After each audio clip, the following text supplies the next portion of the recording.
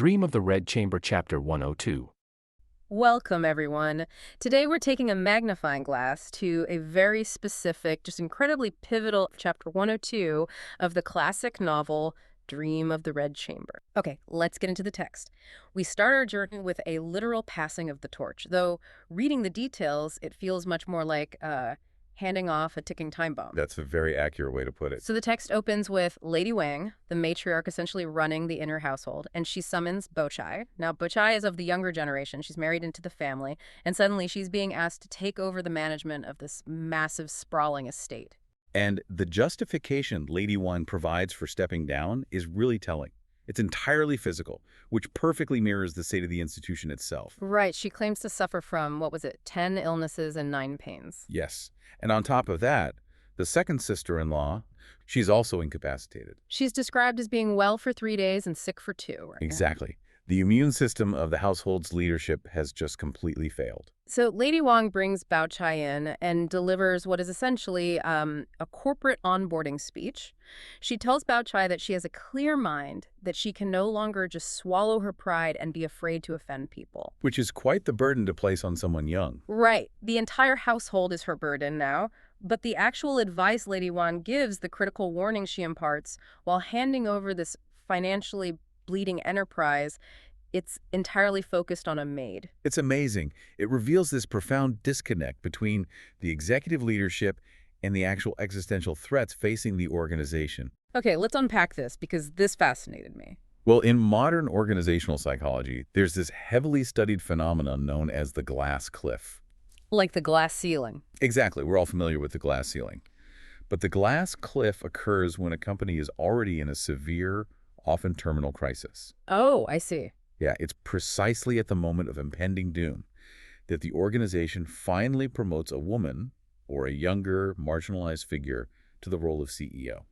With the underlying mechanism being that when the inevitable failure finally happens, the new leader absorbs all the systemic blame. You nailed it. Bao Chai is being placed squarely on the glass cliff. The family has completely exhausted its supply of competent, healthy, traditional managers. Lady Wang is just tapping out. So Bao Chai is the fall guy, or fall girl, rather. Basically, yes. And observe what Lady Wang chooses to focus on during this transition. I mean, the estate's agricultural yields are failing, daily expenditures drastically exceed income, the infrastructure is crumbling. Lady Wang does not discuss the balance sheet. Not at all. It's like a CEO being brought in to manage a company that's quietly bankrupt, and the outgoing boss pulls her aside to warn her about office gossip. That's a perfect analogy. She warns Bao Chai about a new maid that was just brought in by another servant, Pinger, to replace a recently fired maid. Lady Wang explicitly states she doesn't think this new girl looks settled or trustworthy. And then she excavates this deep historical trauma within the family, reminding Bao Chai of the girls she had to fire previously because they were, quote, fox-like. Yeah, fox-like. What does she even mean by that in this context? To understand the weight of that warning, you really have to understand the specific trauma in this household. Lady Wang is referring to past purges she orchestrated, mostly involving this tragic, beautiful, and fiercely independent maid named Qingwen. Oh, right, Qingwen. Yeah. In Lady Wang's worldview, a maid who is too alluring, too sharp-tongued, or just too independent represents a catastrophic threat to the moral fabric of the household. And thereby the stability of it. Exactly.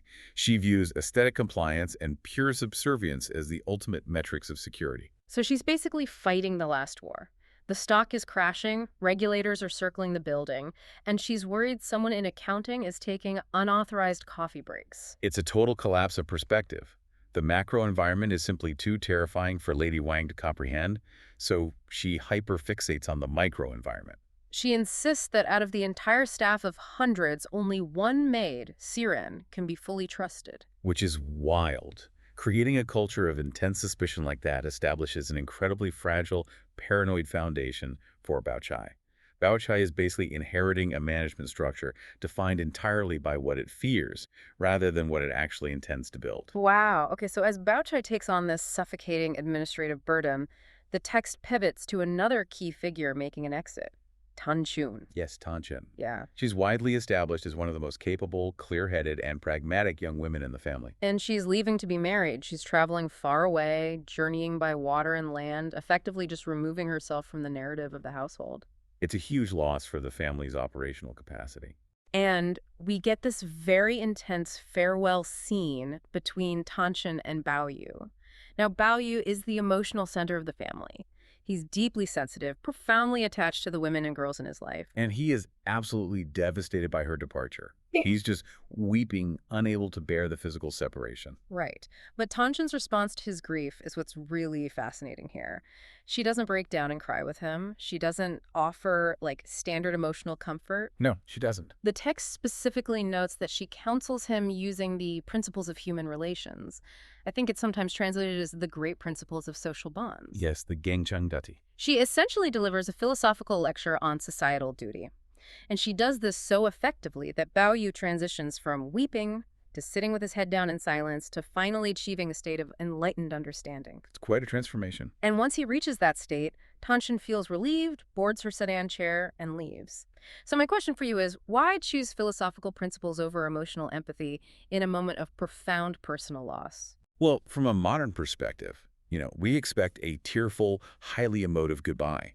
Tanshin's stoicism can appear almost cold to a modern reader. Yeah, it definitely reads a bit clinical at first glance. But in the sociocultural architecture of Qing Dynasty society, these principles of human relations, the Confucian bonds dictating that daughters must eventually marry out, that families must disperse to fulfill societal roles.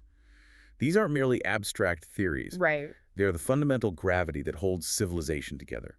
Duty supersedes personal attachment. So she is using that social gravity to anchor a brother who is basically floating away in his own despair. Precisely. Baoyu is drowning in his emotions. If Tanshin validates the tragedy of their separation by breaking down with him, she just pulls them both under. Oh, that makes a lot of sense. By invoking these grand, unyielding societal principles, she throws him a life raft built of cold logic. She reframes his individual pain. She communicates that this separation isn't some unique, targeted cruelty inflicted upon them by the universe. Exactly. It's just the fundamental design of the universe. Mm-hmm. And by accepting the design, the pain loses its chaotic edge. Plus, she probably needs to protect herself, right? Absolutely.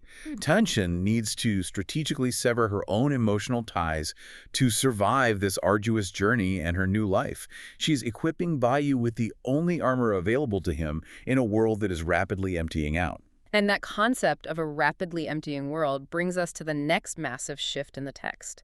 Because as these competent, vibrant figures either step away or just get crushed under new burdens, the physical spaces they leave behind begin to reflect the internal void of the family. The architecture literally begins to rot. The physical environment in literature, and honestly often in life, operates as a mirror for the psychological state of its inhabitants. Yeah, psychogeography at its finest. Nowhere is this mirroring more aggressive than in the Grandview Garden. Now, for context for you listening, this garden was the crown jewel of the estate. It was designed as this vibrant, poetic utopia. It was the exclusive domain of the youth, a place of poetry clubs, crab banquets, endless aesthetic refinement. But now, the text provides a chilling roll call of absence. Concubine Jia, the imperial consort for whom this sprawling garden was originally constructed, dead. Dayu, the undisputed soul of the garden's poetry, dead. Sheng Yun has moved away. Bao Qian has returned to her home.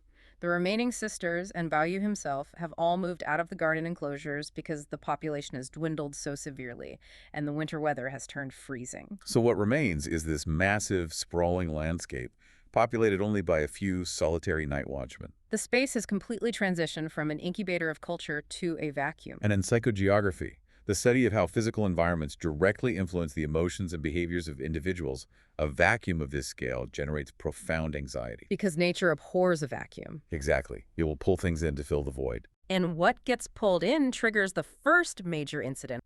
So Yushi, the wife of Jizhen from the neighboring Ning mansion, she's visiting the wrong mansion to help send Tanshin off. Right. Because the hour has grown late and she wants to, spare the servants the labor of hitching up a formal carriage, she makes a very pragmatic decision.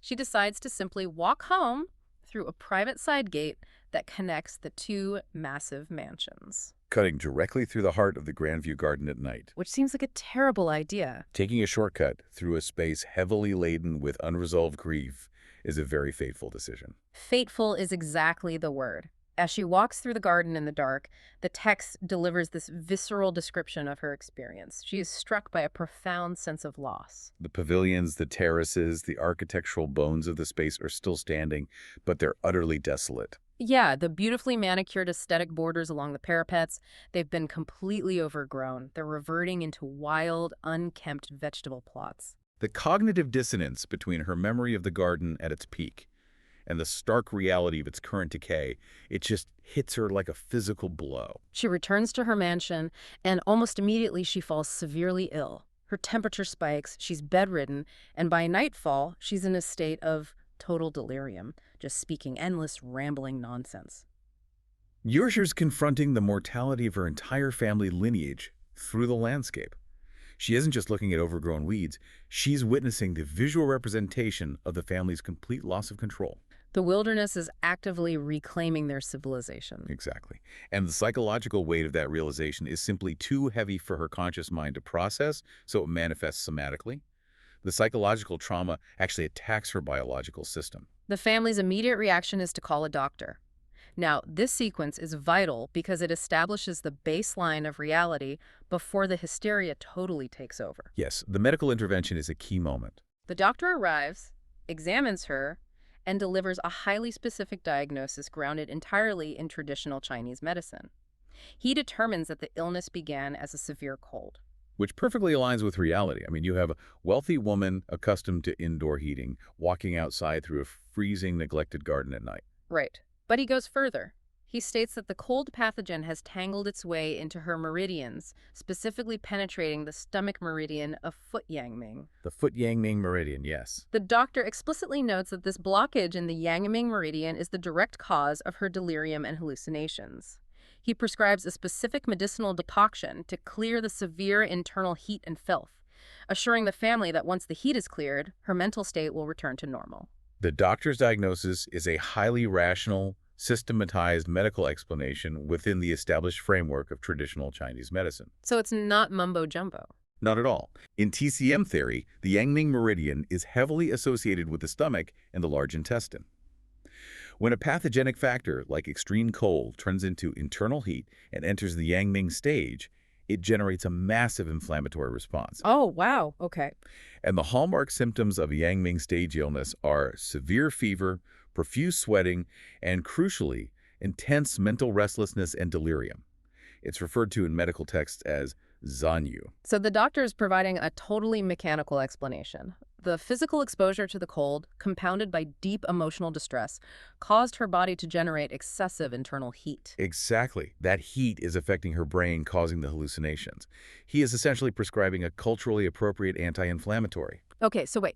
Let's look at the family's reaction to this because it completely defies all logic. The doctor gives a perfectly sound, logical medical explanation. A severe fever causing delirium is universally understood. It's biology. Right.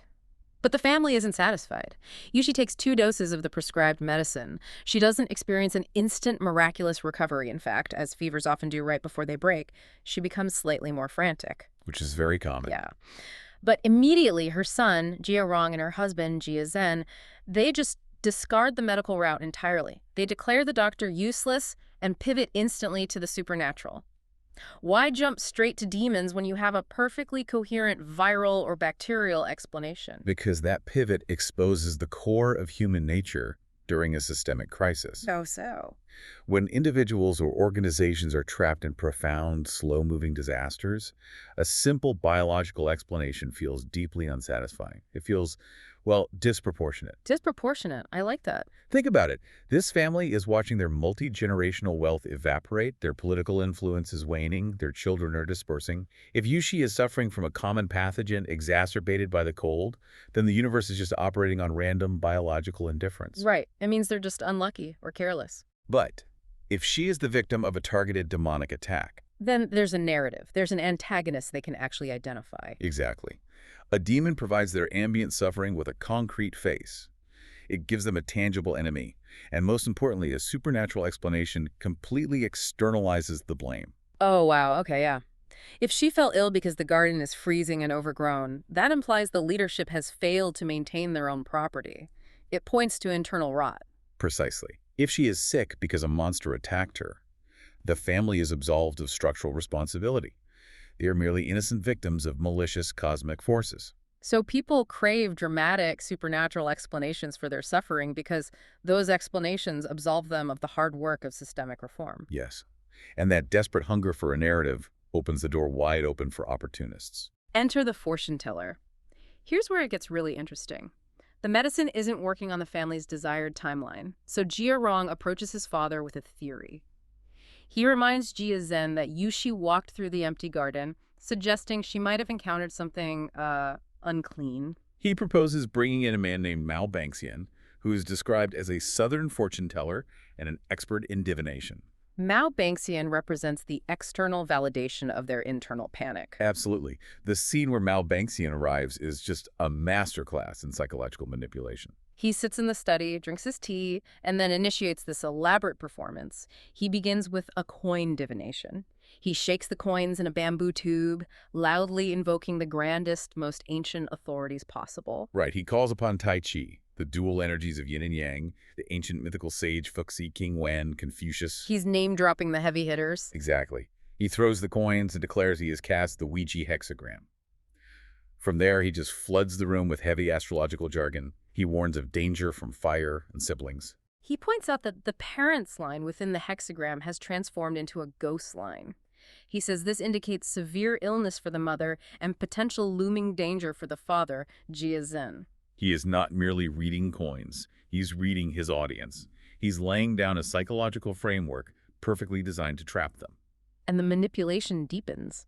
Jia Rong, who is totally hooked by the initial reading, asks for more specific details.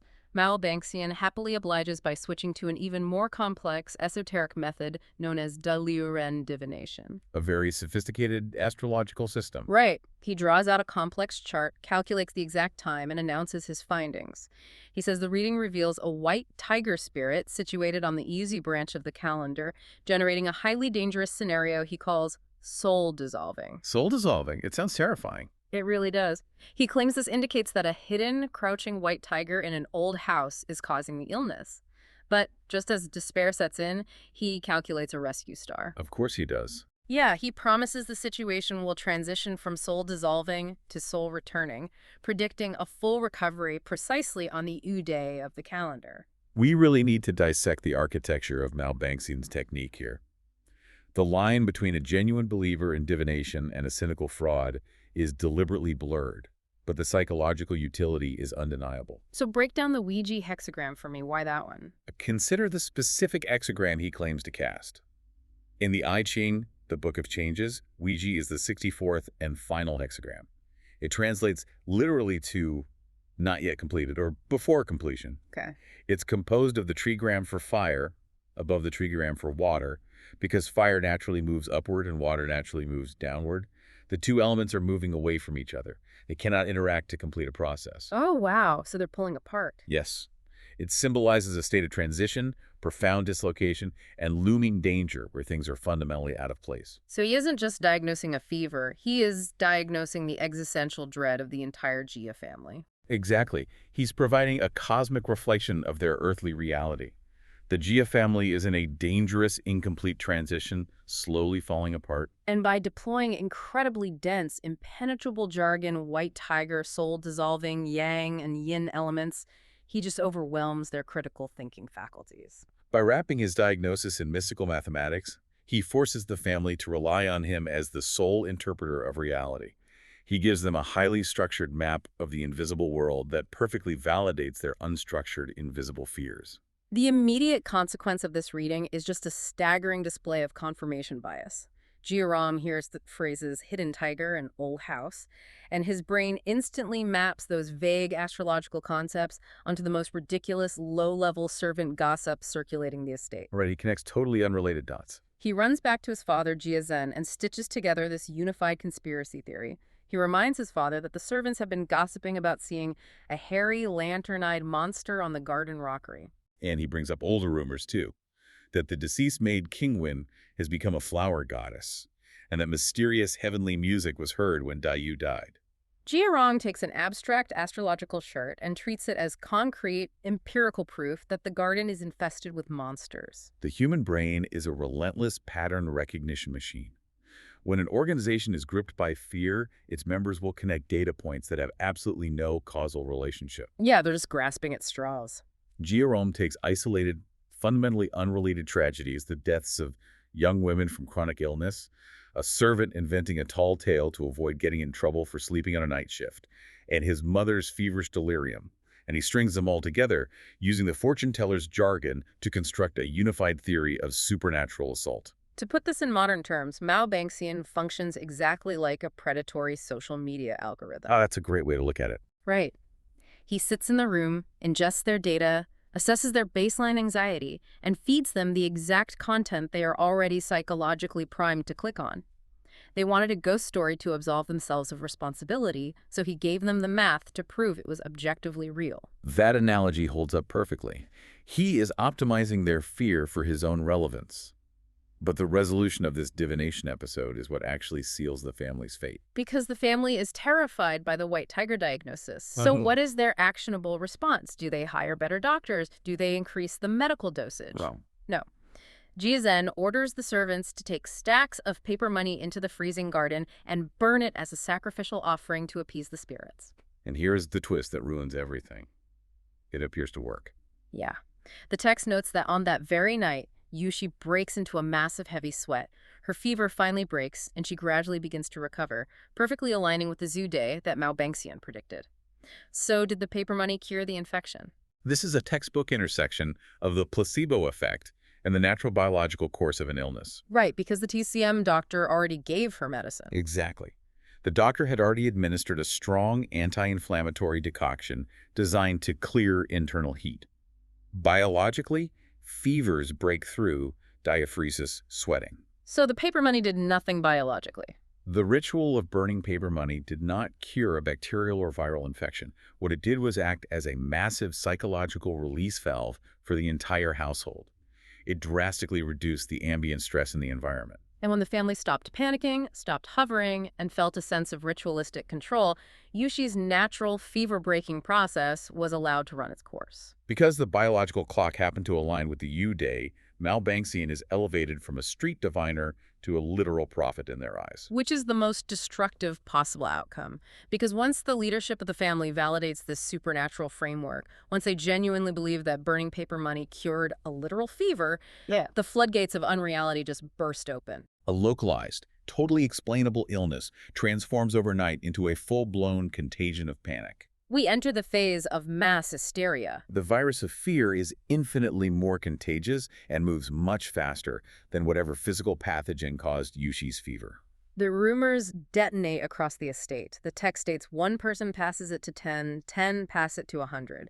Everyone in both mansions is talking about the monsters inhabiting the Grandview Garden. And there's an immediate, tangible consequence of this gossip. Yeah. Total infrastructural collapse. Right. The watchmen, the laborers employed to maintain the immense property, they simply stop working. They refuse to prune the flowers, water the ancient trees, or tend to the remaining vegetable plots. At night, the garden becomes a no-go zone. Eventually, the paranoia reaches such a fever pitch that even in broad daylight, the servants refuse to walk alone.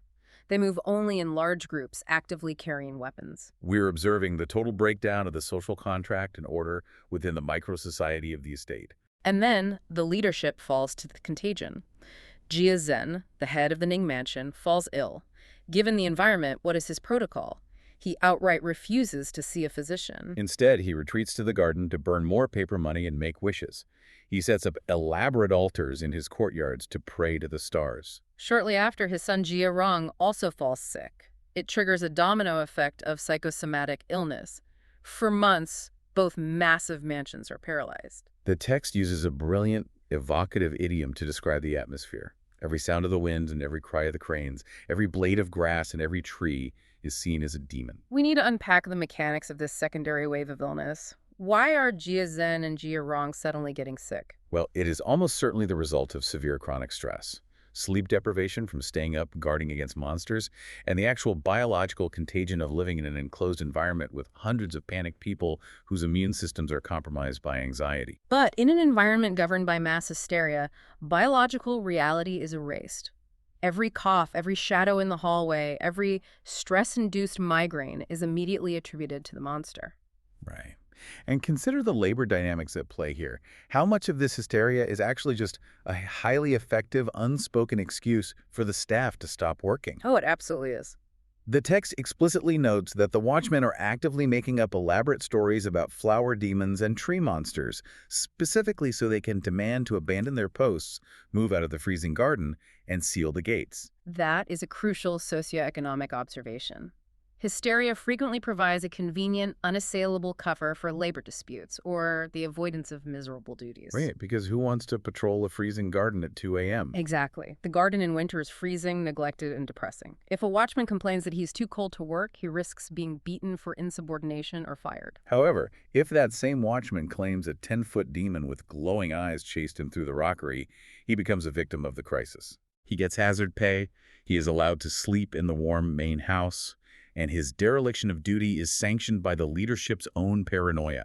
Fear becomes a highly tradable currency. And the economic fallout from this currency of fear is catastrophic. This is where the rubber meets the road.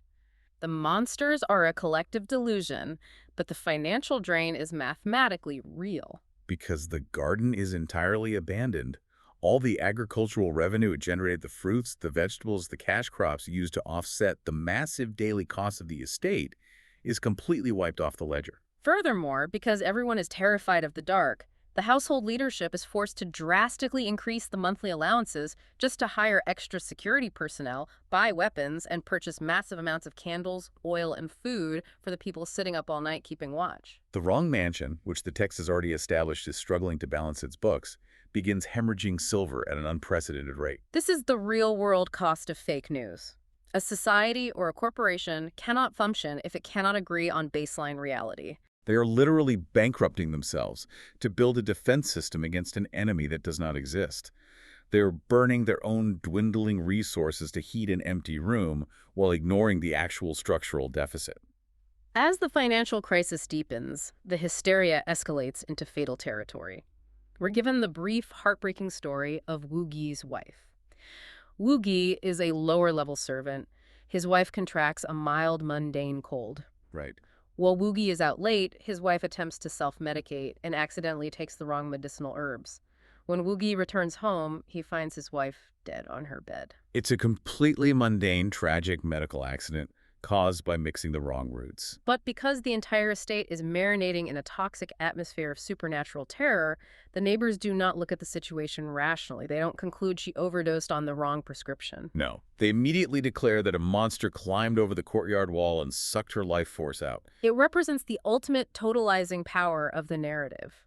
A totally explainable medical error is instantly co-opted and absorbed into the monster mythos. The hysteria functions like a black hole. It consumes every random event, every human error, every misfortune, and bends it to fit the parameters of the conspiracy. The tragic irony is just blinding. The most dangerous entity inside the Jia estate isn't a demon lurking in the shadows. It's simply terrible medical literacy. The woman died because she didn't know how to properly read or dose her prescription, not because a goblin ate her soul. The truth is boring, sad, and speaks to systemic educational neglect. The monster story is thrilling, and more importantly, it continuously validates their collective panic. And the reaction from the highest levels of authority only accelerates the chaos. The grandmother, the ultimate matriarch, panics upon hearing the rumors. She deploys a small army of guards to physically surround Bayu's room because he is paralyzed by terror. The younger maids are running through the halls screaming that they are seeing red-faced monsters and beautiful demon women peering through the windows. The estate descends into absolute anarchy. But in the midst of this screaming, chaotic unreality, we do get a brief, striking glimmer of actual leadership. Yes. Bao Chai, the young woman who was handed the keys to this sinking ship back in Section 1, she steps up. She does not order the burning of paper money. She does not pray to the stars. The text emphasizes her pragmatism. When she overhears the maids spreading these ridiculous, escalating rumors, she threatens to beat them. She establishes a hard physical boundary. And quite tellingly, the rumors immediately quiet down in her specific vicinity. The contrast between Bao Yu's paralyzing, indulgent fear and Bao Chai's grounded disciplinary approach is really striking. Bao Yu allows the emotion to dictate reality. Bao Chai manages the reality to control the emotion. She understands intrinsically that the cure for mass hysteria isn't more magic or more validation, it is strict, unyielding boundaries. Right. She recognizes that the maids are feeding off each other's escalating energy. By threatening a very real, immediate physical consequence, a beating, she snaps their nervous systems out of the supernatural delusion. The threat of a real-world consequence easily overrides the fear of an imaginary monster. But Bachai is just one individual operating in a single courtyard. She does not have the institutional power to hold back the tide of an entire estate determined to lose its mind. The panic has rooted itself too deeply in the leadership. The family decides that a supernatural problem requires a massive supernatural solution. And this logic brings us to one of the most absurd, highly theatrical, and honestly darkly comical set pieces in the entire novel. The staging of the grand exorcism. Yes. Jia Shi, the elder uncle of the family who previously prided himself on being a skeptic who didn't believe in ghosts, decides he must investigate the garden himself. He picks a bright, sunny day, gathers a massive entourage of heavily armed servants, and marches into the Grand View Garden. Even in broad daylight, everyone is terrified. The text notes the yin energy is oppressive, which is essentially an 18th century way of saying the vibes are absolutely terrible. The vibes were definitely off. Suddenly, as they are walking, there is a loud rucking sound. A colorful wild pheasant bursts out of the brush. A young servant in the entourage gets so violently startled that his legs just give out. He collapses to the ground and begins screaming that he just saw a monster with a yellow face, a bright red beard, wearing green and blue clothes, scrambling into a cave. We must pause on the mechanics of this servant's hallucination because the author is demonstrating brilliant psychological insight here. Fear physically and chemically alters perception. Exactly. The servant's brain is flooded with cortisol and adrenaline. He has walked into the garden absolutely certain he will encounter a monster.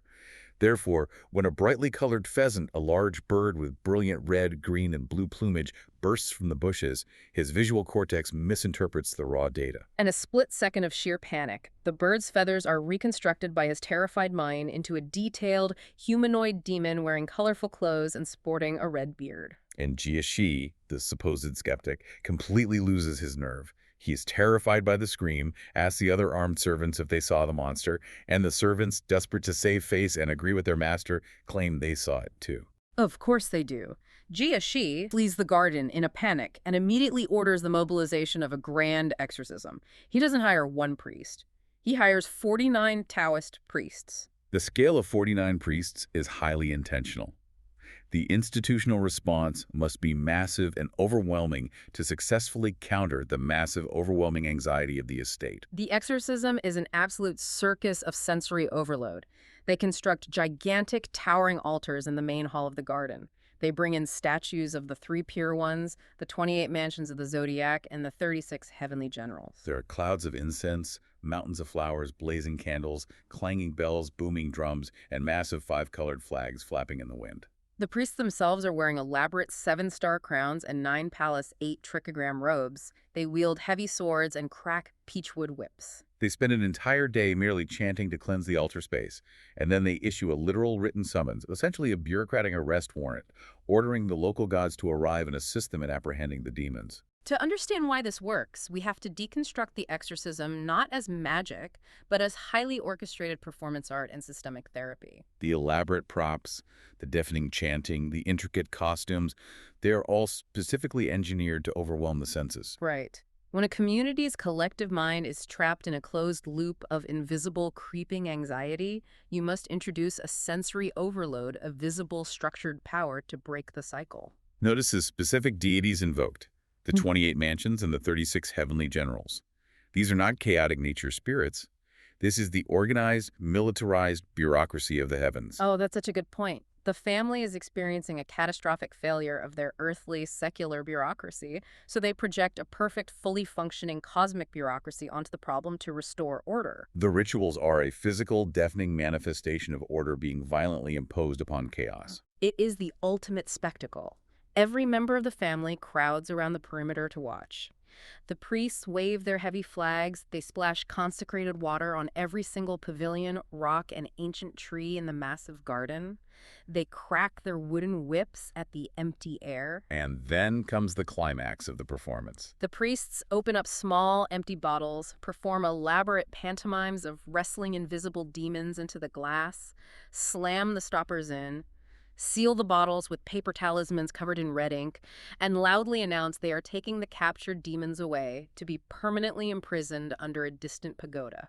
And the critical analytical question is, what exactly are they capturing in those sealed bottles? Jiarong is standing in the back of the crowd, secretly mocking the entire affair. He whispers to his relatives, "I thought we were finally going to see what these monsters actually look like. They just bottled up thin air. Did they even catch anything at all?" But Zheng, his father, overhears the mockery and scolds him. And in doing so, He tells his son, "Demons are just gathered energy. When they scatter, they become invisible air again. With all these powerful gods present, do you think the energy dares to take shape? The priests have gathered up this demonic energy so it can no longer cause trouble. That is the true nature of their magic." that statement is staggering in its accuracy. Zheng, perhaps unwittingly, is perfectly diagnosing the root cause of the estate's collapse. The energy haunting the garden isn't supernatural. It is the dense collective anxiety, the unspoken guilt, the terror of the estate's inevitable economic and structural decline. Zheng realizes, on a fundamental level, that the exorcism is essentially a massive, exorbitantly expensive group therapy session, official permission structure to stop being afraid. Oh, like giving them an out. Yes, the highest authority figures available, the imported priests, have publicly, loudly, and officially declared the physical space safe. The ambient anxiety has been physically symbolized, bottled, and removed from the premises. The watchmen and servants can now return to their posts without losing face or admitting they were terrified of the dark because the demon has been officially evicted by the state. It's brilliant, really. It is the exact same mechanism as calling IT support because your computer is running slowly. The IT technician knows you simply have 45 browser tabs open and haven't restarted your machine in a month. Right.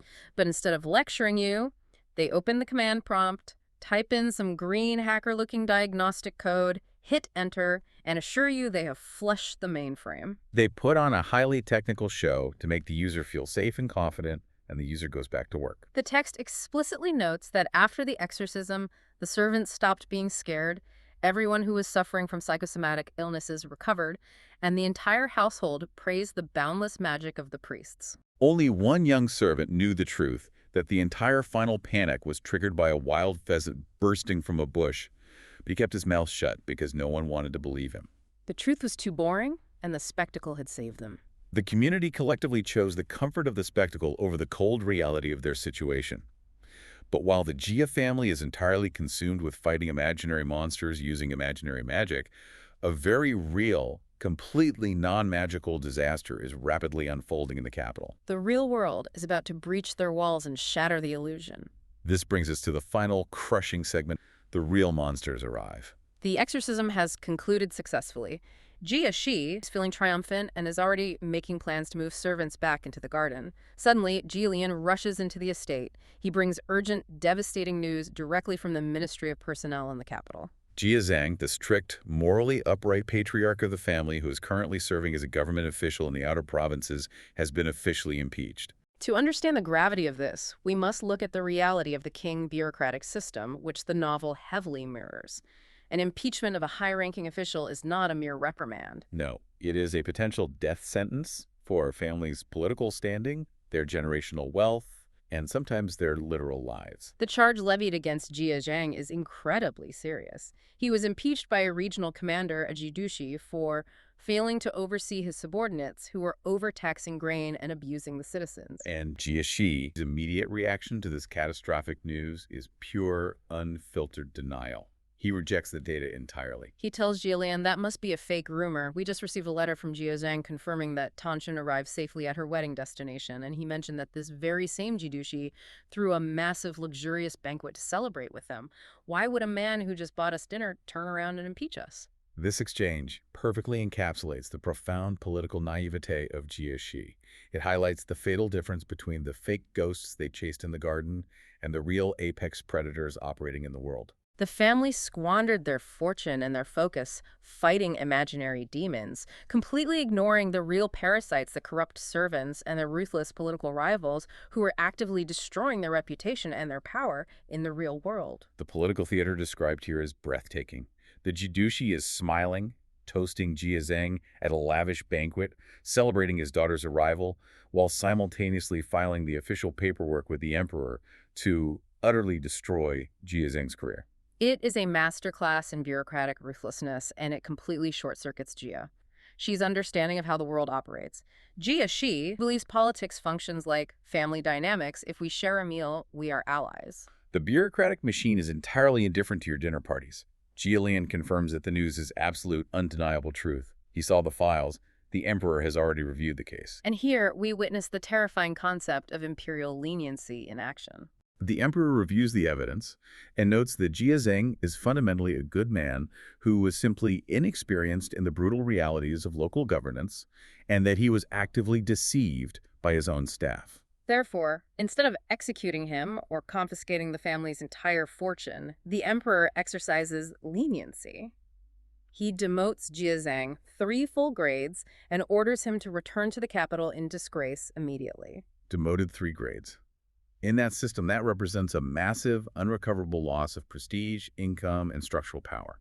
While Ji Lian is at the ministry gathering this information, he happens to run into a local magistrate from Jiangji who gives him the real story, the ground truth of what actually occurred in the provinces. The magistrate explained, "Look, everyone in the bureaucracy knows your uncle Jia Zheng is a genuinely good man. He reads philosophy, he wants to be righteous, but he is a catastrophically terrible manager." His servants, the people working directly under his authority, used his pristine name to scam the local populace, steal massive amounts of money, and bully other regional officials. They completely ruined his reputation. In fact, the Jidushi likely impeached him on this relatively minor charge of failing to oversee, specifically to remove him from power before his corrupt servants triggered a massive peasant rebellion that would result in everyone's execution. We must explore Jia Zheng's tragic flaw because it serves as a profound lesson for any leader in any era. Personal morality does not equate to administrative competence. Being a good man who reads philosophy and desires righteous outcomes is completely useless and potentially highly destructive if you lack the operational ruthlessness to prevent the people under your command from abusing the vulnerable. But I have to push back here. Consider the alternative perspective. Is it genuinely fair to punish Jia Zheng so severely if he honestly did not know what his servants were doing, if they were actively hiding their corruption from him, and even the emperor officially acknowledged that he was deceived? Why is Jia Zheng the one losing 3 grades of rank? That question strikes at the very core of command responsibility. In the imperial bureaucratic system, and frankly in modern corporate governance, ignorance is not a defense. Ignorance is the crime itself. Wow. If you hold the seal of the office, you are the absolute architect of the culture and the actions of that office. Jia Zheng's failure was not born of malice, it was born of negligence. And in a high-stakes, highly volatile environment, systemic negligence generates the exact same catastrophic damage as intentional malice. Exactly. The Jiangji magistrate is illuminating a dark truth of governance.